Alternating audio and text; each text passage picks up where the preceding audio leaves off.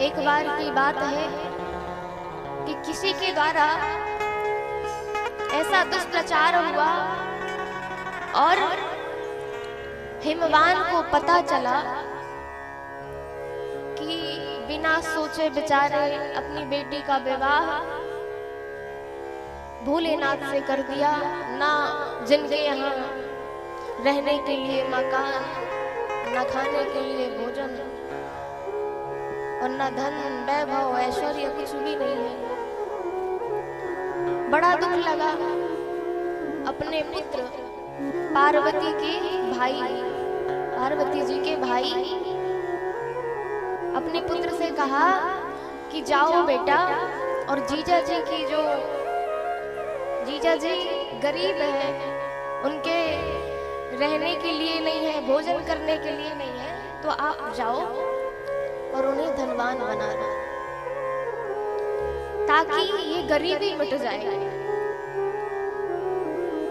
पर्वतराज हिमाचल ने आज्ञा तो दे दी।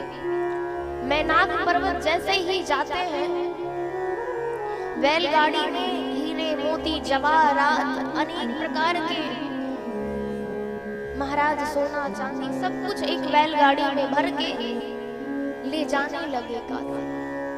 और जैसे ही काशी के द्वार में पहुंचे हैं तो काशी के द्वार से ही दिव्य काशी का एक प्रांगण था, और जैसे ही उस प्रांगण में नजर पड़ी है तो क्या देखा कि वहां पर अनेकों प्रकार के दिव्य रत्न, हीरे मणिया, सोना चांदी, अनेक प्रकार के दिव्य दिव्य वहां पर रत्न है।